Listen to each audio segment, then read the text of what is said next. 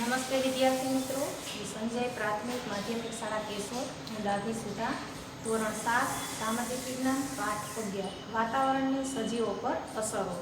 હવે વાતાવરણ વિના છે એ પૃથ્વી ઉપર જીવસૃષ્ટિ શક્ય જ નથી. વાતાવરણની અંદર ઘન, પ્રવાહી અને વાયુ તત્વો રહેલા છે. વાતાવરણની અંદર ઓક્સિજન અને નાઇટ્રોજન આ બે વાયુ છે એ ખૂબ જ મહત્વના છે. અને વાતાવરણ છે દિવસે એ ગરમી અને રાત્રે છે ઠંડીથી પૃથ્વીને બચાવે છે.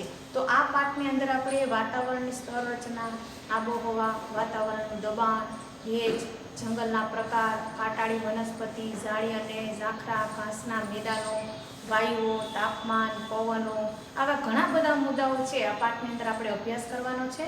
તો ચાલો વિદ્યાર્થી મિત્રો, હવે આપણે આ બધા મુદ્દાઓનો અભ્યાસ કરીએ. ધોરણ 7 સામાજિક વિજ્ઞાન પાઠ 11 વાતાવરણની સજીવો પર અસરો. તો વાતાવરણનું નિર્માણ કઈ રીતે થયું? તો પૃથ્વી સૂર્યમાંથી છૂટી પડી છે એવું મનાય છે. જ્યારે તેનો ઉદ્ભવ થયો ત્યારે તે અગનગોળા રૂપમાં હતી. આ ગરમ ગોળો ધીમે ધીમે ઠંડો પડવા લાગ્યો. ઠંડો પડતા તેમાં રહેલા તત્વો પ્રવાહી અને ઘન અને વાયુ સ્વરૂપમાં રૂપાંતરણ પામવા લાગ્યા. જે તત્વનું ઘન સ્વરૂપમાં રૂપાંતરણ થયું તેને આપણે મૃદાવરણ તરીકે ઓળખીએ છીએ. પ્રવાહી તત્વો જલાવરણ તરીકે ઓળખાયા અને વાયુ સ્વરૂપમાં રૂપાંતર પામ્યા તે વાતાવરણ તરીકે ઓળખાયા. તો વાતાવરણ એટલે શું? તો પેલો આપણે જોઈએ કે પૃથ્વીને ચારે બાજુ વીંટળાઈને આવેલા હવાના આવરણને વાતાવરણ કહે છે. આ તમને 1 માર્કની વ્યાખ્યામાં પણ પૂછાઈ શકે છે, એટલે ખાસ તમારે પાકું કરી લેવું કે વાતાવરણ કોને કહેવાય? તો કે પૃથ્વીની ચારે બાજુ વીંટળાઈને આવેલા હવાને આવરણને વાતાવરણ કહે છે. પૃથ્વી સપાટીથી તે સેંકડો કિલોમીટરની ઊંચાઈ સુધી વિસ્તરેલું છે. એની ઉપરની સીમા કેટલી ઊંચાઈ આવેલ છે તે સ્પષ્ટ કહેવું મુશ્કેલ છે. તેમ છતાં પૃથ્વીના ગુરુત્વાકર્ષણની અસર અવકાશમાં જ્યાં સુધી રહેલી છે ત્યાં વાતાવરણ પૂરું થયેલું માનવામાં આવે છે. પૃથ્વી સપાટીથી 32 કિમીની ઊંચાઈ સુધીના વાતાવરણના પડમાં 99% જેટલી હવા સમાયેલી છે. પૃથ્વીથી સપાટીથી જેમ જેમ ઊંચે જઈએ તેમ તેમ હવા કેવી થઈ છે? તો કે પાતળી થતી જાય છે. હવે વાતાવરણની અંદર ક્યાં ક્યાં વાયુઓ રહેલા છે? તો અહીંયા તમને બાજુમાં વાયુઓનું પ્રમાણ બતાવેલું છે. અહીંયા nitrogen, oxygen, argon, carbon dioxide ને અન્ય વાયુ. અહીંયા તમને ચિત્ર પણ બતાવેલું છે કે જે નાઇટ્રોજન વાયુ છે એની ટકાવારી કેટલી છે? તો કે 78.03%, ઓક્સિજન 20.99%, ઓર્ગોન 0.094%, કાર્બન ડાયોક્સાઇડ 0.03% અને અન્ય વાયુઓ કેટલા છે? તો કે 0.01%. સૌથી વધારે તમે બ્લુ કલરનું જોઈ શકો છો. આ નાઇટ્રોજન વાયુનું પ્રમાણ છે એ વધારે છે. અને અહીંયા કયો છે? તો કે ઓક્સિજન વાયુ પણ છે અને બીજા અન્ય વાયુઓ પણ બતાવેલું છે. તમે ચિત્ર ઉપરથી તમને ખબર પડી જશે કે કયું વાયુનું પ્રમાણ છે એ કેટલું છે એ તમને અહીંયા ખ્યાલ આવી જાય. તો વાતાવરણ વિના પૃથ્વી પરની જીવસૃષ્ટિનું અસ્તિત્વ અશક્ય છે. વાતાવરણમાં વાયુ, પ્રવાહી અને ઘન તત્વોનું બનેલું છે. તેમાં રહેલા ઓક્સિજન અને નાઇટ્રોજન વાયુઓ જીવસૃષ્ટિ માટે અગત્યના છે. વાતાવરણમાં ધુમ્મસ, ઝાકળ, વાદળ વગેરે વાતાવરણમાં રહેલા પાણીના સ્વરૂપો છે. પ્રવાહી તત્વોમાં મુખ્યત્વે બરફના કણો, જીવજંતુઓ વગેરે છે. વાતાવરણ પૃથ્વીને દિવસે ગરમી અને રાત્રે અતિશય ઠંડીથી બચાવે છે. વાતાવરણમાં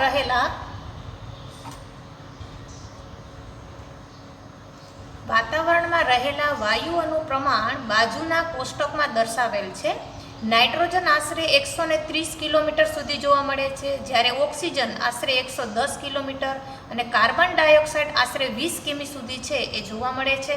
જ્યારે 130 કિમીની ઊંચાઈ પછીના વાતાવરણમાં હાઇડ્રોજન અને હિલિયમનું પ્રમાણ છે એ વધુ હોય છે. વાતાવરણની સ્તર રચના. તો વાતાવરણને પૃથ્વીની સપાટીથી ઊંચાઈ તરફ જતા તાપમાન અને વાયુઓની સંરચનામાં થતા ફેરફારને આધારે અલગ અલગ આવરણ કે સ્તરોમાં વિભાજિત કરવામાં આવે છે. આ ફેરફારના આધારે તેના 4 પેટા આવરણો પાડવામાં આવે છે. 4 કયા કયા છે? પહેલું ક્ષોભ આવરણ, બીજું સમતાપ આવરણ, ત્રીજું મધ્યાવરણ અને ચોથું છે ઉષ્માવરણ. તો પેલું આપણે જોઈએ ક્ષોભ આવરણ. તમે અહીંયા જોઈ શકો છો તમને અહીંયા એક વાતાવરણની સ્તર રચના છે બતાવેલી છે. તો અહીંયા જ પહેલાં જ આવે છે ક્ષોભ આવરણ, તમે નીચે જોઈ શકો છો. આ જે આખું છે એ શું છે તો કે ક્ષોભ મંડળ છે. એમાં પહેલું શું આવશે તો કે ક્ષોભ સીમા. તો પહેલાં આપણે જોઈએ ક્ષોભ આવરણ વિશે. તો પૃથ્વીને વીંટળાઈને આવેલા વાતાવરણના પ્રથમ આવરણને ક્ષોભ આવરણ કહે છે. વિષુવવૃત્ત પર તે આશરે 16 કિમી અને સમશીતોષ્ણ કટિબંધ પ્રદેશમાં આશરે 12 કિમી અને ધ્રુવો પર આશરે 8 કિમી ઊંચાઈ સુધી ફેલાયેલું છે. ઋતુઓ મુજબ તેમાં ફેરફાર થાય છે. આ આવરણ જીવસૃષ્ટિ માટે ખૂબ જ મહત્વનું છે. વાતાવરણમાં તોફાનો, અવાજના તરંગો, હવાની સંરચના, વીજળી, વરસાદ, વાદળો વગેરે આ આવરણમાં અનુભવાય છે. આ આવરણમાં પ્રતિ 1 કિમીની ઊંચાઈએ આશરે 6.5 અંશના દરે તાપમાને ઘટે છે. જે ઊંચાઈએ પહોંચતા તાપમાન ઘટતું અટકી જાય છે તે સીમાને ક્ષોભ સીમા કહે છે. બીજું આવે છે સમતાપ આવરણ. તો તમે ચિત્રમાં જોઈ શકો છો ક્ષોભ સીમા પછી શું આવશે? સમતાપ આવરણ. તો ક્ષોભ સીમાથી ઉપરના આવરણને સમતાપ આવરણ કહે છે. એટલે તમારે છે આ જે વાતાવરણની સ્તર રચના છે એ યાદ રાખી લેવાની છે કે કેના પછી શું આવશે, એટલે તરત તમને છે એક પછી એક જવાબ છે એ આવડી જશે. તો ક્ષોભ સીમાની ઉપર શું આવશે તો કે સમતાપ આવરણ આવશે. તો ક્ષોભ સીમાથી આશરે 50 કિમી સુધીની ઊંચાઈએ સુધી વિસ્તરેલું હોય છે અને ઊંચાઈની સાથે આ આવરણમાં તાપમાન વધે છે. આ આવરણમાં ઋતુઓ, વાદળ, વરસાદ, ચક્રવાત વગેરે જોવા મળતા નથી. અહીં હવા સ્વચ્છ અને પાતળી છે જેથી જેટ વિમાનો ઓછા અવરોધ અને ઝડપથી ઉડી શકે છે. આ આવરણમાં આશરે 15 થી 35 કિમીની ઊંચાઈએ ઓઝોન વાયુનું પ્રમાણ વધુ જોવા મળે છે જે સૂર્યના અત્યંત ગરમ પારજાંબલી કિરણો અલ્ટ્રાવાયોલેટ રેસનું શોષણ કરે છે. ત્યાર પછી બીજું આવે છે મધ્યાવરણ. તો સમતાપ આવરણની ઉપર આશરે 80 કિમીની ઊંચાઈ સુધીના વાતાવરણના ભાગને મધ્યાવરણ કહે છે. તેમાં ઊંચાઈ પર જતાં તાપમાન શું છે તો કે ઘટતું જાય છે. ચોથું છે ઉષ્માવરણ. તો મધ્યાવરણની ઉપર આ આવરણ આવેલું છે. 80 કિમીથી શરૂ કરી જ્યાં વાતાવરણ પૂરું થાય ત્યાં વિસ્તરેલું છે. અહીં હવા અતિશય પાતળી હોય છે. જેમ જેમ ઊંચાઈએ જઈએ તેમ તેમ તાપમાન વધતું જાય છે. આ આવરણને 2 પેટા વિભાગોમાં વહેંચવામાં આવ્યું છે. એક આયનાવરણ અને બીજું છે બાહ્યવરણ. તો આયનાવરણમાં રેડિયો તરંગોનું પરાવર્તન થાય છે. ટીવી, રેડિયો પ્રસારણ, ઇન્ટરનેટનો લાભ આ આવરણને આભારી છે. આયના આવરણની ઉપરના આવરણને બાહ્યાવરણ કહે છે. તમે અહીંયા જોઈ શકો છો, તમને આખું અહીંયા કોષ્ટક જ બતાવેલું છે અને અહીંયા તમને કિલોમીટર ઊંચાઈની કિમી પણ બતાવેલી છે. 30, 40, 50, 60, 70, 80, 90 અને 100. એટલે તમને ખ્યાલ આવે કે કયું આવરણ છે એ કેટલી ઊંચાઈ છે એ ધરાવે છે. ત્યાર પછી આવે છે હવામાન. તો હવામાન એટલે ટૂંકા સમયગાળાની વાતાવરણની સરેરાશ પરિસ્થિતિ. કોઈ પણ સ્થળ, પ્રદેશનું હવામાન, તાપમાન, ભેજ, વરસાદ, હવાનું દબાણ, ધુમ્મસ કે વાદળોના આધારે નક્કી થાય છે. હવામાન સવાર, બપોર, સાંજ કે રાત્રિનું અલગ હોઈ શકે. હવામાન વાતાવરણની ટૂંકા ગાળાની પરિસ્થિતિ હોય તેમાં સમયાંતરે ફેરફાર થતો રહે છે. સવારે ઠંડી, બપોરે ગરમી અને સાંજે વરસાદ પડવો આવું હવામાન શક્ય છે. હવામાનથી આપણું જીવન અને આપણી પ્રવૃત્તિઓ પ્રભાવિત થતી હોય.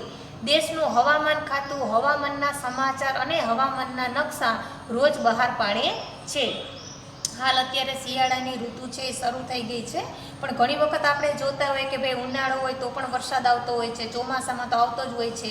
ઘણી વખત આપણે સવારે છે અતિશય ઠંડી લાગતી હોય છે, બપોર થાય તો અતિશય ગરમી લાગતી હોય છે, સાંજ પડે વરસાદ આવતો હોય છે. એટલે વાતાવરણ કેવું હોય છે તો કે અલગ અલગ એમાં ફેરફાર આપણને જોવા મળે છે.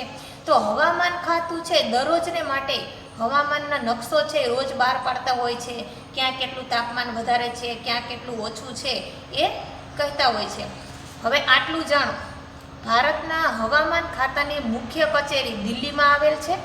તેને IMD એટલે ઇન્ડિયન મટીરિયોલોજી ડિપાર્ટમેન્ટ તરીકે ઓળખાય છે. ભારતના જુદા જુદા 101 સ્થળો પર અવલોકન કેન્દ્રો ભારત અને એન્ટાર્કટિકામાં આવેલ છે. તેના 4 પ્રાદેશિક કેન્દ્રો મુંબઈ, કોલકાતા, નાગપુર અને પુણેમાં આવેલા છે. ત્યાર પછી આપણે જોઈએ આબોહવા. તો સામાન્ય રીતે કોઈપણ પ્રદેશની 35 કે તેથી વધુ વર્ષોની સરેરાશ હવામાનની સ્થિતિ એટલે આબોહવા. યાદ રાખજો, વ્યાખ્યામાં પણ તમને પૂછાઈ શકે, ટૂંકા પ્રશ્નમાં પણ પૂછાઈ શકે કે આબોહવા એટલે શું. તો કે સામાન્ય રીતે કોઈપણ પ્રદેશની 35 કે તેથી વધુ વર્ષોની સરેરાશ હવામાનની સ્થિતિ એટલે આબોહવા. આબોહવા સ્થાનિક પરિસ્થિતિ, તાપમાન, ભેજ, વરસાદ, હવાનું દબાણ, ધુમ્મસને ધ્યાનમાં રાખીને નક્કી કરવામાં આવે છે. હવામાન જે તે પ્રદેશના સજીવ સૃષ્ટિ, પ્રાણી સૃષ્ટિ અને માનવ જીવન તથા તેની પ્રવૃત્તિઓને સીધી અસર કરે છે. તાપમાન. હવામાં રહેલ ગરમીની સપાટીને તાપમાન કહે છે. વાતાવરણના તાપમાનમાં દિવસ અને રાત્રિ દરમિયાન જે ફેરફાર અનુભવાય છે તે તાપમાન ઋતુઓ પ્રમાણે બદલાય છે. શિયાળા કરતાં ઉનાળામાં તાપમાન વધુ હોય છે. સૂર્યઘાત એ તાપમાનના વિતરણને અસર કરતું મહત્વનું પરિબળ છે. સૂર્યઘાતનું પ્રમાણ વિષુવવૃત્તથી ધ્રુવો તરફ ઘટે છે.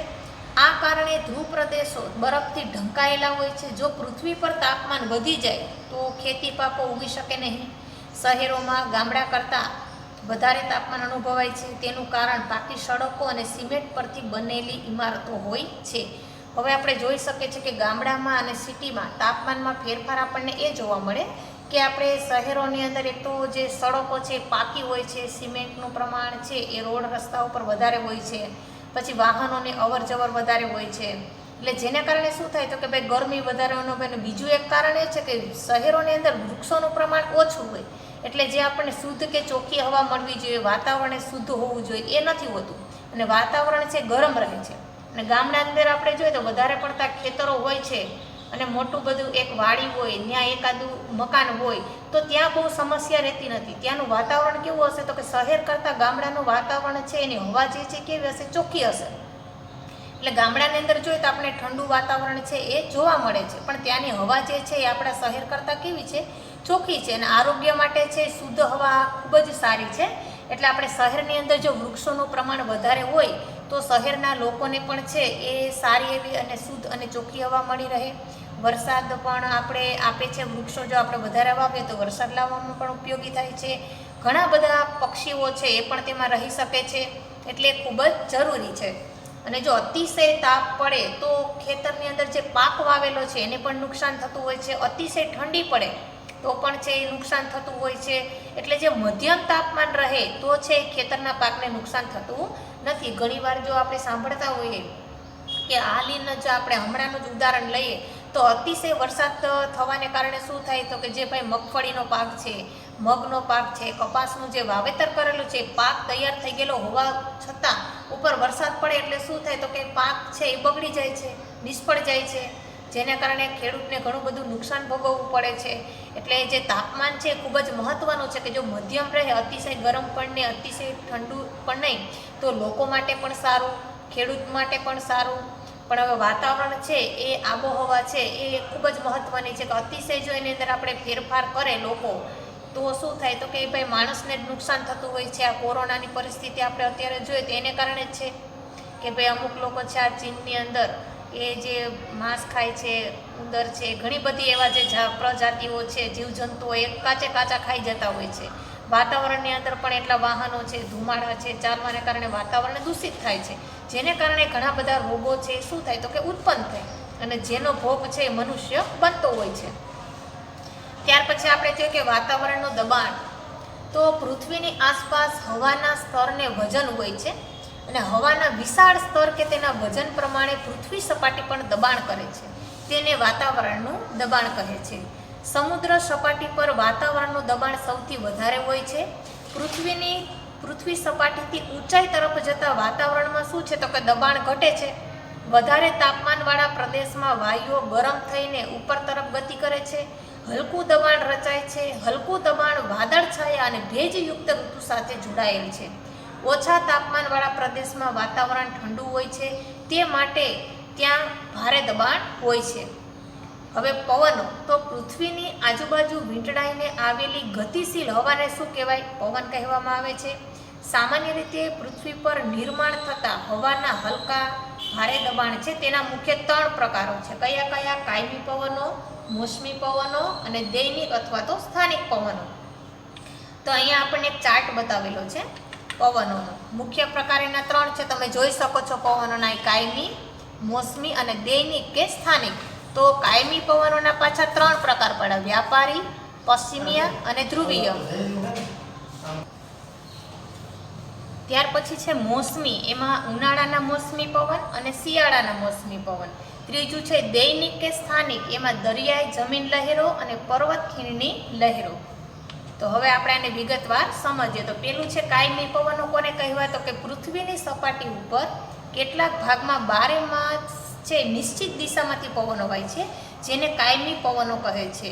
કાયમી પવનોમાં વ્યાપારી પવનો, પશ્ચિમીય પવનો અને ધ્રુવીય પવનોનો સમાવેશ થાય છે. આ તમે યાદ રાખજો. બીજું છે મોસમી પવન. કોને કહેવાય? તો કે પૃથ્વીની સપાટી ઉપર કેટલાક પવનો ઋતુ પ્રમાણે વાય છે અને તેની દિશા ઋતુ પ્રમાણે બદલાય છે, તેને મોસમી પવનો કહેવાય છે. ભારત, મ્યાનમાર, બાંગ્લાદેશ વગેરે દેશોમાં આ પ્રકારના પવનો વાતા હોવાથી આ દેશોમાં મોસમી પવનોનો દેશ કહેવાય છે.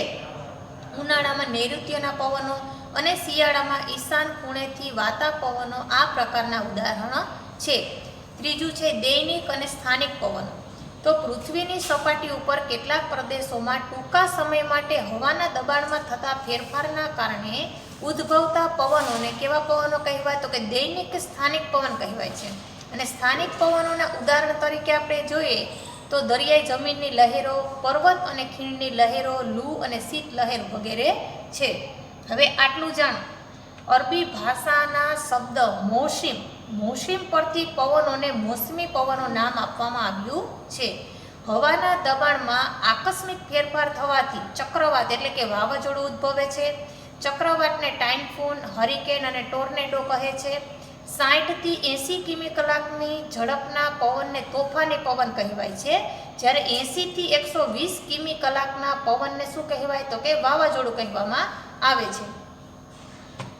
હવે પ્રવૃત્તિ છે, બંને ચિત્રો વિશે છે, એની ઉપયોગિતા શું છે એ તમારે જાણવાની છે. તો પહેલું જે તમને ચિત્ર બતાવેલું છે પવન દિશા દર્શક છે, અને બીજું જે ચિત્ર બતાવેલું છે એ પવન વેગ માપક છે. અહીંયા ઈસ્ટ, વેસ્ટ, નોર્થ અને સાઉથ તમને અહીંયા બતાવેલું છે, S, N, E અને W. તો એને આધારે છે એ પવનની દિશા એ તમને બતાવી શકે છે. અને પવન વેગ માપક એટલે કે આપણે જોઈએ છે કે ભાઈ આ આગાહી કરતા હોય છે વૈજ્ઞાનિકો, તો એ આને આધારે છે આવા યંત્રો હોય છે એની પાસે વેગ માપક, જેને કારણે એને ખ્યાલ આવી જાય છે કે કેટલી ઝડપે પવન છે એ આવશે. એટલે અગાઉથી જ છે એ ચેતવણી આપતા હોય છે કે ભાઈ દરિયા ન ખેડવા વિનંતી આપે છે, અને આટલી ઝડપે પવન ફેંકાશે. એટલે કોઈ ઝૂંપડપટ્ટીમાં કે રહેતા હોય તો એ લોકો છે એ સાવધાન થઈ જાય અને તે છે એ સ્થળાંતર કરી લે, એટલે કોઈ જાનહાનિ કે માનહાનિ થતી નથી. ભેજ. સમુદ્ર અને જળાશયોમાંથી પાણીનું બાષ્પીભવન થતાં તેનું વરાળમાં રૂપાંતર થાય છે, તેને ભેજ કહે છે. ભેજ પૃથ્વી સપાટીથી બાષ્પીભવનની પ્રક્રિયા દ્વારા વાતાવરણમાં ઉમેરાય છે, અને વાતાવરણમાં રહેલા ભેજ ઘનીભવનની પ્રક્રિયા દ્વારા વાદળો બની વરસાદ સ્વરૂપે પૃથ્વી સપાટીને પુનઃ પ્રાપ્ત થાય છે. હવે આબોહવા અને માનવ જીવન. તો કોઈ પણ પ્રદેશની આબોહવાની અસર ખોરાક, પોશાક, રહેઠાણ વગેરે પર ગાઢ રીતે જોવા મળે છે.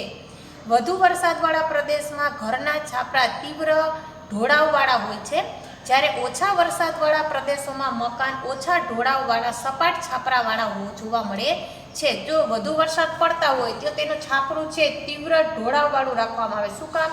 કે જે કંઈ પણ વરસાદ પડે એટલે તરત એનું ઢાળવાળું હોય, એટલે એક પણ વરસાદનું જે કંઈ પાણીનો ભરાવો થતો નથી અને પાણી છે એ સીધું નીચે ઉતરી જાય છે. નહીંતર શું થાય છે કે જો ઢોળાવવાળું ન હોય અને અગાસી જેવું ચોરસ હોય તો શું થાય? તો કે એની અંદર પાણી છે એ ભરાઈ રહે છે, અને જો બાંધકામ નબળું હોય તો નીચે પાણી પણ પડે છે, તો રહેવામાં પણ સમસ્યા થાય છે. એટલે જ્યાં વધુ વરસાદ પડતું હોય એ લોકો પહેલેથી જ એવા ઢોળાવવાળા છાપરા બનાવે કે અતિશય વરસાદ પડે તો એને ઘરને કંઈ નુકસાન થતું નથી. અને ઓછા વરસાદવાળા પ્રદેશોની અંદર મકાનો છે એટલા બધા ઢોળાવવાળા હોતા નથી, એ સપાટ હોય છે. જે તે પ્રદેશમાં થતા ખેતી પાકો તે પ્રદેશના લોકોના ખોરાકમાં મોટા ભાગે લેવાતા હોય છે. દાખલા તરીકે મેદાની પ્રદેશના લોકો છે એનો ખોરાકમાં ઘઉં, અને પર્વતીય ક્ષેત્રના લોકો છે એ ખોરાકમાં શું લે છે તો કે મકાઈ લે છે. જે તે પ્રદેશમાં ઠંડી વધારે પડે છે ત્યાં લોકો આખું શરીર ઢંકાય તેવા ગરમ અને ઊની વસ્ત્રોનો ઉપયોગ કરે છે. દાખલા તરીકે લદ્દાખના લોકો, એટલે સ્વાભાવિક છે કે જો અતિશય ઠંડી પડતી હોય તો એ લોકો પોતાનું શરીર બચાવવા માટે કેવા કપડાં પહેરે તો કે ગરમ ઊનના કપડાં પહેરી રાખે છે. અને લદ્દાખની અંદર છે તમને જોવા મળે છે કેમ કે ત્યાં ઠંડીનું પ્રમાણ છે વધુ હોય છે, એટલે ત્યાંના લોકો છે આખું શરીર ઢંકાઈ જાય એવા ઊની એટલે કે ગરમ કપડાં પહેરે છે. ગરમ આબોહવાવાળા ધરાવતા પ્રદેશના લોકો સુતરાઉ અને ખુલ્લા વસ્ત્રો પહેરે છે. દાખલા તરીકે દક્ષિણ ભારતના લોકો જો અતિશય જ્યાં ગરમી પડતી હોય, ગરમ આબોહવા એટલે કે જ્યાં ગરમી પડતી એ લોકો કેવા કપડાં પહેરશે તો કે સુતરાઉ કાપડ પહેરશે. કે ભાઈ સુતરાઉ કાપડ છે ગરમી હોય એને શું કરે તો કે શોષી લે, અને ખુલ્લા વસ્ત્ર એટલે કે ટૂંકા વસ્ત્રો પહેરે છે જેથી ગરમીથી છે બચી શકાય. તો એમાં કેવા લોકો આવશે તો કે દક્ષિણ ભારતના લોકો છે આવા કપડાનો વધારે ઉપયોગ કરે છે. ગરમ રણ પ્રદેશના લોકો સતત ઉડતી રેતીથી બચવા માટે માથે રૂમાલ કે કપડું વીંટાળે છે. દાખલા તરીકે અરબસ્તાનના લોકો, હવે જે ગરમ રણ પ્રદેશ છે, હવે રણની અંદર શું હોય છે તો કે રેતી છે એ વારંવાર ઉડતી હોય છે, એટલે ત્યાંના લોકો શું છે તો કે ભાઈ પોતાનું છે એ રક્ષણ મેળવવા માટે માથા ઉપર રૂમાલ કે કોઈ કપડું છે એ વીંટાળી રાખે છે, એટલે માથાની અંદર જે રેતી છે એ જતી નથી. અને એ આપણને એવા લોકો ક્યાં જોવા મળે તો કે અરબસ્તાનની અંદર તમે જાઓ તો મોટા ભાગના લોકોને છે માથે કપડું વીંટાળેલું હોય છે. ગરમ અને ભેજવાળી આબોહવાવાળા ક્ષેત્રોમાં માનવ સ્વભાવ આળસુ, જ્યારે સમશીતોષ્ણ કટિબંધના પ્રદેશમાં આબોહવા ખુશનુમા હોવાથી લોકોની કાર્યક્ષમતા વધુ હોય છે. એટલે કે જે ગરમ અને ભેજવાળી આબોહવા હોય અને ત્યાંના માણસોનો સ્વભાવ કેવો હોય તો કે આળસુ હોય છે, અને જે પ્રદેશની અંદર આબોહવા સુંદર હોય ખુશનુમા હોય ત્યાં લોકોની કાર્યક્ષમતા કેવી હોય છે તો કે વધુ હોય છે. મોસમી આબોહવાના પ્રદેશોમાં વર્ષા ઋતુ સિવાયના સમયના વિવિધ સામાજિક પ્રસંગોની ઉજવણીનું પ્રમાણ વિશેષ જોવા મળે છે. એટલે કે જે મોસમી આબોહવા હોય એ પ્રદેશોની અંદર વર્ષા ઋતુ સિવાયના સમયમાં કોઈ પણ સામાજિક પ્રસંગ કરવો હોય તો ચોમાસાની અંદર નથી કરતા, કેમ કે ચોમાસાની અંદર ઘણી વખત છે કંઈ સારું આયોજન કરેલું હોય અને જો વરસાદ પડે તો આયોજન શું છે તો કે આખું ફેલ જાય છે, પ્રસંગ છે એની ઉજવણી સારી રીતે કરી શકાતી નથી. એટલે શિયાળાની અંદર છે કે ઉનાળાની અંદર છે અમુક એવા પ્રસંગોની જે ઉજવણી કરવાની હોય, જે ઘરના એવા કોઈ પ્રસંગો હોય, જે ધાર્મિક તહેવારો આવે તો એના નિયમ પ્રમાણે આવતા હોય ત્યારે જ આવે, પણ આપણો ઘરનો એવો જો કોઈ પ્રસંગ હોય તો આપણે આયોજન કરીને જ કરીએ કે ભાઈ ચોમાસાની અંદર છે આ પ્રસંગ તો કે ના કરાય, વરસાદ ગમે ત્યારે આવે તો આપણો પ્રસંગ છે બગડી જાય છે. એટલે મોસમી આબોહવાના પ્રદેશમાં છે વર્ષા ઋતુ સિવાયના સમયની અંદર છે એ સામાજિક પ્રસંગોની ઉજવણી કરવા માટે તૈયાર રહેતા હોય છે. ત્યાર પછી આપણે જે કુદરતી વનસ્પતિ અને પ્રાણી સૃષ્ટિ, તો કુદરતી વનસ્પતિની વૃદ્ધિનો આધાર જમીન, તાપમાન અને ભેજ પર રહેલ છે. આ ઉપરાંત ઢોળાવ અને માટીની ઊંડાઈ, માટીના થરની જાડાઈ પર કુદરતી વનસ્પતિની વૃદ્ધિને અસર કરે છે. આ ઘટકોમાં રહેલ વિભિન્નતાને કારણે જે તે પ્રદેશની કુદરતી વનસ્પતિ ગીચ પ્રકારમાં જોવા મળે છે. કુદરતી વનસ્પતિના મુખ્ય 3 વિભાગમાં વર્ગીકરણ કરવામાં આવ્યું છે. પેલું છે જંગલ, તો વનસ્પતિ અનુકૂળ તાપમાન અને વરસાદવાળા પ્રદેશમાં ઉગે છે, અને તાપમાન અને વરસાદના આધારે ગીચ એટલે કે સઘન કે છૂટાછવાયા જંગલ જોવા મળે છે. બીજું છે ઘાસના મેદાન, આ મધ્ય વરસાદવાળા ક્ષેત્રમાં આવેલા છે કે જ્યાં વરસાદ ઓછો થતો હોય, મધ્યમ વરસાદ થતો હોય ત્યાં છે ઘાસના મેદાનો આપણને જોવા મળે છે. ત્રીજું છે કાંટાળી વનસ્પતિ, ઝાડી અને ઝાંખરા. શુષ્ક અને ઓછા વરસાદવાળા પ્રદેશમાં આ વનસ્પતિ જોવા મળે છે. જ્યાં ઓછો વરસાદ પડતો હોય ત્યાં આપણને કાંટાળી અને ઝાડી અને ઝાંખરા એવી વનસ્પતિ આપણને ત્યાં જોવા મળે છે. કુદરતી વનસ્પતિઓના પ્રકારમાં ફેરફારનું મુખ્ય કારણ શું છે તો કે આબોહવા ઉપર ફેરફાર છે. વિશ્વની કુદરતી વનસ્પતિઓ છે તેમાં જોવા મળતા મુખ્ય પ્રાણીઓ વિશે જાણીએ. હવે આપણે જોઈએ જંગલોના પ્રકારો ક્યાં ક્યાં છે. તો ઉષ્ણકટિબંધીય બારેમાસ લીલા જંગલો, તો આ જંગલોને ઉષ્ણકટિબંધીય વરસાદી જંગલો પણ કહે છે. આ ઘટાદાર જંગલો વિષુવવૃત્ત અને ઉષ્ણકટિબંધમાં જોવા મળે છે. આ પ્રદેશની આબોહવા ગરમ અને આખું વર્ષ ભારે વરસાદના કારણે ભેજવાળી છે. આ પ્રદેશની વનસ્પતિના પાંદડા એકસાથે ન ખરતા હોય તે બારે માસ લીલા રહેતા હોય છે. તેને બારે માસ લીલા જંગલ પણ કહે છે. આ જંગલની અંદર રોઝવુડ, અબનુસ, મોહકની વગેરે જોવા મળે છે. ભારતમાં અંદમાન અને નિકોબાર દ્વીપ સમૂહોમાં પણ આ પ્રકારના જંગલો જોવા મળે છે. બીજું આવે છે ઉષ્ણકટિબંધીય ખરાવ જંગલો. તો ઉષ્ણકટિબંધીય ખરાવ જંગલોને બીજું શું કે, તો કે પાનખર જંગલો પણ કહે છે. અને આ પ્રદેશમાં આબોહવા ગરમ અને વરસાદની માત્રા કેવી હોય છે, તો કે ઓછી હોય છે. ઉનાળાની ઋતુમાં 6 થી 8 અઠવાડિયામાં દરમિયાન વનસ્પતિના પાંદડા છે એ બધા ખરી પડે છે, માટે તેને પાનખર કે ખરાવ જંગલો તરીકે પણ ઓળખાય છે. અને આ જંગલમાં કઠણ અને ઇમારતી લાકડું આપતી વનસ્પતિ જેવી કે સાગ, શાલ, લીમડો, સીસમ વગેરે થાય છે.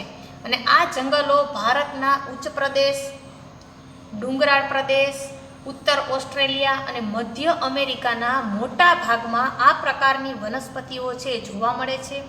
આ જંગલોમાં વાઘ, એશિયાઈ સિંહ, હાથી, સોનેરી વાંદરા, માંકડા વગેરે પ્રાણીઓ છે એ પણ જોવા મળે છે. અને આ પ્રદેશમાં મોર, બાજ, પોપટ, કાબર, કબૂતર, મેના વગેરે પક્ષીઓ છે મોટી સંખ્યામાં જોવા મળે છે. ત્રીજું આવે છે સમશીતોષ્ણ બારેમાસ લીલા જંગલો. તો આ પ્રદેશનું તાપમાન સમ અને વરસાદ વધારે પ્રમાણમાં પડતો હોય છે. અને આ પ્રદેશમાં બારેમાસ લીલા જંગલો જોવા મળે છે. કેમ કે જો વરસાદ છે એ વધારે પડતો હોય તો ત્યાંનું વાતાવરણ કેવું હશે, તો કે ભાઈ લીલું જ હશે, ત્યાંના જંગલો છે એ લીલા જ હશે. કેમ કે વરસાદ પડે એટલે જે વૃક્ષો છે, જે વનસ્પતિ છે ને પાણી મળી રહે એટલે એને લીલા જંગલો તરીકે પણ ઓળખવામાં આવે. આ જંગલો ક્યાં જોવા મળે, તો કે દક્ષિણ પૂર્વમાં અમેરિકા, દક્ષિણ ચીન વગેરે, દક્ષિણ પૂર્વ બ્રાઝિલમાં તેમજ ભારતના ઉત્તર પૂર્વ પર્વતીય પ્રદેશમાં આ જંગલો જોવા મળે છે. અને આ જંગલમાં વાંસ, ચીડ અને નીલગિરી જેવી મુખ્ય વનસ્પતિઓ થાય છે. અને આ જંગલોમાં હાથી, એકશીંગી ગેંડો વગેરે પ્રાણીઓ છે જોવા મળે છે. ચોથું આવે છે સમશીતોષ્ણ ખરાવ જંગલો. તો આ જંગલો કર્કવૃત્તની ઉત્તર અને મકરવૃત્તની દક્ષિણ બાજુના પ્રદેશોમાં જોવા મળે છે. અને આ જંગલો ઉત્તર પૂર્વ અમેરિકા, ચીન, ન્યૂઝીલેન્ડ, ચીલી અને પશ્ચિમ યુરોપ તેમજ ઉત્તર ભારતમાં પણ જોવા મળે છે. અને આ જંગલમાં ઓક, મેપલ જેવી વનસ્પતિ મુખ્ય જોવા મળે છે. આ એક વનસ્પતિના નામ છે જે આપણે જોયેલા નહીં હોય, પણ એ આપણે અહીંયા નથી થતી એટલે આપણને એ ધ્યાન નથી હોય, પણ તમે નેટની અંદર સર્ચ કરશો તો તમને એ પણ જોવા મળશે કે વનસ્પતિ છે કેવી હોય. આ જંગલોમાં કેવા કેવા પ્રાણીઓ જોવા મળે, તો કે હરણ, શિયાળ, વરુ જેવા પ્રાણીઓ છે જોવા મળે છે. પાંચમું ભૂમધ્ય સાગરના જંગલો. તો આ જંગલો ભૂમધ્ય સાગર નજીકના પ્રદેશોમાં જોવા મળે છે, જે મોટા ભાગનો યુરોપ, આફ્રિકા, એશિયા ખંડમાં જોવા મળે છે. અને આ પ્રદેશની આબોહવા ઉનાળામાં ગરમ અને શુષ્ક, શિયાળામાં ઠંડી અને ભેજવાળી હોય છે. આ પ્રદેશમાં ખટાશવાળા ફળોની વનસ્પતિ જેમ કે સંતરા, અંજીર, ઓલિવ એટલે કે જૈતુન, દ્રાક્ષ વગેરે મુખ્ય જોવા મળે છે. છઠ્ઠું આવે છે શંકુદ્રુમના જંગલો. તો શીત આબોહવા ધરાવતા પ્રદેશો આશરે 50° ઉત્તરથી 70° ઉત્તર અક્ષાંશનો પ્રદેશ તેમજ ઊંચા પર્વતીય પ્રદેશોમાં આ જંગલો જોવા મળે છે. આ જંગલોની વનસ્પતિનો આકાર શંકુ જેવો હોય છે. આ જંગલોમાં ચીડ, દેવદાર, ફર વગેરે વનસ્પતિ છે એ મુખ્ય છે. અને આ વનસ્પતિનું લાકડું કેવું હોય છે, તો કે નરમ અને પોચું હોય છે. તેમાંથી કાગળ, દિવાસળી કે પેકિંગ માટે વધારે ઉપયોગી છે. અને આ પ્રદેશમાં વાંદરા, ધ્રુવીય રીંછ, કસ્તુરી મૂર્ખ, યાક વગેરે છે જોવા મળે છે. આ તમે જોઈ શકો છો, આ જંગલ શંકુદ્રુમના જંગલ છે. અને એના જે વૃક્ષો છે એકદમ સીધા અને લાંબા હોય છે, જેનો આકાર શંકુ આકાર જેવો હોય છે. અહીંયા સતત બરફ જ જોવા મળે છે, બરફથી ઢંકાયેલું જોવા મળે છે. અને અહીંયા કેવા કેવા પ્રાણીઓ જ રહી શકે, તો કે રીંછ છે, કસ્તુરી મૂર્ખ છે, યાક છે વગેરે પ્રાણીઓ રહી શકે છે. ને આનું જે લાકડું છે કેવું હોય છે, તો કે એકદમ નરમ અને પોચું હોય છે. અને જેને કારણે એમાંથી છે કાગળ, દિવાસળી, પેકિંગ વગેરે જેવી છે એ વસ્તુઓ બનાવી શકાય છે. ઘાસના મેદાનો, તો ઉષ્ણકટિબંધીય ઘાસના મેદાનોમાં આ પ્રદેશની આબોહવા કેવી છે? તો કે ગરમ છે. અહીં વરસાદ મધ્યમ ઓછો પડે છે. જો એક તો જે આબોહવા છે કેવી છે? તો કે ત્યાંની આબોહવા ગરમ છે. વરસાદ કેવો પડે? તો કે મધ્યમ પડે, વધારે ના પડે ને ઓછોય ના પડે. તો અહીં ઘાસ છે 3 થી 4 મીટર જેટલું ઊંચું ઘાસ થાય છે. અને આફ્રિકામાં આવેલ સવાનાનું ઘાસનું મેદાન વિશ્વભરમાં પ્રખ્યાત છે. અને આ પ્રદેશમાં સિંહ, ચિત્તા, હાથી, ઝીબ્રા, જીરાફ, હરણ મુખ્ય પ્રાણીઓ જોવા મળે છે. હવે બીજું આવે છે સમશીતોષ્ણ ઘાસના મેદાનો. તો સમ આબોહવા ધરાવતા ખંડોના મધ્યમાં આવેલ પ્રદેશમાં ટૂંકું અને પૌષ્ટિક ઘાસ થાય છે. અને આ પ્રદેશમાં જંગલી ભેંસ, બાયસન અને કાળિયાર જેવા પ્રાણીઓ જોવા મળે છે. ગુજરાતમાં ભાવનગરની વેળાવદર અને કચ્છના બન્ની વિસ્તારોમાં આ પ્રકારનું ઘાસ જોવા મળે છે. કાંટાળી વનસ્પતિ અને ઝાડી ઝાંખરા. રણ પ્રદેશની આબોહવા ગરમ અને શુષ્ક હોય છે. આ પ્રદેશમાં વનસ્પતિ ઓછી જોવા મળે છે. આબોહવા સાથે અનુકૂલન સાધવા માટે વનસ્પતિ કાંટાળી હોય છે. અને આ વિસ્તારમાં બોરડી, થોર, બાવળ, ખીજડી વગેરે વનસ્પતિ જોવા મળે છે. અને આ પ્રદેશમાં ઊંટ, શિયાળ, ઝરખ જેવા પ્રાણીઓ જોવા મળે છે. કચ્છના નાના રણમાં જોવા મળતું ઘુડખર પ્રાણી વિશ્વમાં અજોડ છે. આ ઉપરાંત મોટા રણમાં કાદવ કિચડવાળા વિસ્તારમાં સુરખા પક્ષીઓ છે એ જોવા મળે છે. અહીં યાયાવર પક્ષીઓ પણ આવે છે. અને આ પ્રદેશમાં સાંપ અને વીછી પણ છે એ જોવા મળે છે. અહીંયા તમે જોઈ શકો છો કે કઈ વનસ્પતિ હમણાં તમને મેં કહી હતી, કાંટાળી વનસ્પતિ, ઝાડી અને ઝાંખરા. કેમ કે અહીંયા છે એવા જ પ્રકારની વનસ્પતિ થાય છે. કેમ કે અહીંની આબોહવા કેવી છે? એકદમ ગરમ છે. એટલે અહીંયા બીજી વનસ્પતિ થતી નથી. અને આ ઉપરાંત પર્વતની ઊંચાઈવાળા પ્રદેશમાં ઠંડી અને શુષ્ક આબોહવાવાળા પ્રદેશમાં ઝાડી ઝાંખરા અને ટૂંકું ઘાસ થાય છે. હિમાલય અને લદ્દાખમાં આવી વનસ્પતિઓ જોવા મળે છે. અહીં હિમ દીપડા, ચિત્તા, પાંડા વગેરે પ્રાણીઓ છે એ જોવા મળે છે. અને કાશ્મીરમાં પશ્ચિમની બકરી જોવા મળે છે. તમે યાદ રાખજો, અહીંયા જે છે એ પશ્ચિમનો જે છે એ કાશ્મીરમાં કઈ બકરી? તો કે પશ્ચિમનો જે બકરી છે એ જોવા મળે છે. ખાસ યાદ રાખજો, ખાલી જગ્યામાં પણ તમને પૂછાશે. તો વિદ્યાર્થી મિત્રો, હવે છે આપણે એનું સ્વાધ્યાય જોઈએ. તો ચાલો વિદ્યાર્થી મિત્રો, હવે આપણે સ્વાધ્યાયનો પ્રશ્ન પહેલો જોઈએ. નીચેના પ્રશ્નોના ઉત્તર એક વાક્યમાં આપો. તો પ્રશ્ન પહેલો શું છે? તો ક્ષોભ આવરણ વિષુવવૃત્ત પર કેટલા કિલોમીટર સુધી ફેલાયેલું છે? તો એનો જવાબ આવશે કે ક્ષોભ જે આવરણ છે એ વિષુવવૃત્ત પર 16 કિલોમીટર સુધી ફેલાયેલું છે. તમે યાદ રાખજો, તમારે ફક્ત અહીંયા યાદ રાખવાનું છે, 16 કિલોમીટર સુધી ફેલાયેલું છે. બીજું, ઉષ્ણકટિબંધીય 12 માસ લીલા જંગલોમાં કયા વૃક્ષો જોવા મળે છે? તો એ આપણે હમણાં જ અભ્યાસ કર્યો તો કે એની અંદર છે આપણને રોઝવુડ, અબનુસ અને મોહગની વગેરે વૃક્ષો જોવા મળે છે. ત્રીજો પ્રશ્ન છે, શંકુદ્રુમના જંગલોમાં કયા પ્રાણીઓ વધુ જોવા મળે છે? તો એની અંદર છે એ વાંદરા, ધ્રુવીય રીંછ, કસ્તુરી મૂર્ગ, યાક વગેરે પ્રાણીઓ છે જોવા મળે છે. ચોથો જે પ્રશ્ન છે, રણ પ્રદેશના લોકો સતત ઉડતી રેતીથી બચવા કેવો પોશાક પહેરે છે? તો રણ પ્રદેશના લોકો સતત ઉડતી રેતીથી બચવા માટે માથે રૂમાલ કે કપડું વીંટાળે છે. પાંચમો પ્રશ્ન છે, નૈઋત્યના પવનો કોને કહેવાય છે? તો ભારતના ઉનાળામાં અરબ સાગર પરથી વાતા નૈઋત્યના મોસમી પવનોને લીધે વરસાદ પડે છે. અને આ અનિયમિત અને અનિશ્ચિત રીતે વાતા પવનોને નૈઋત્યના પવનો કહે છે. હવે અહીંયા તમને છે એ ટૂંકનોંધ આપેલી છે. પ્રશ્ન બીજો, સમશીતોષ્ણ ઘાસના મેદાનો, ભૂમધ્ય સાગરના જંગલો, સમતાપ આવરણ અને વાતાવરણનું દબાણ, એ તમારે પાઠ્યપુસ્તકની અંદર છે એ બધા મુદ્દાઓ આવી ગયેલા છે, એટલે તે તમે ત્યાંથી લખી લેજો. અને પ્રશ્ન જે ત્રીજો છે કે નીચેના પ્રશ્નોના ઉત્તર આપો, એમાં જે પહેલો પ્રશ્ન છે, આબોહવા એટલે શું? આબોહવાની માનવ જીવન પર થતી અસરો જણાવો. તો એનો જવાબ હું તમને કહું છું.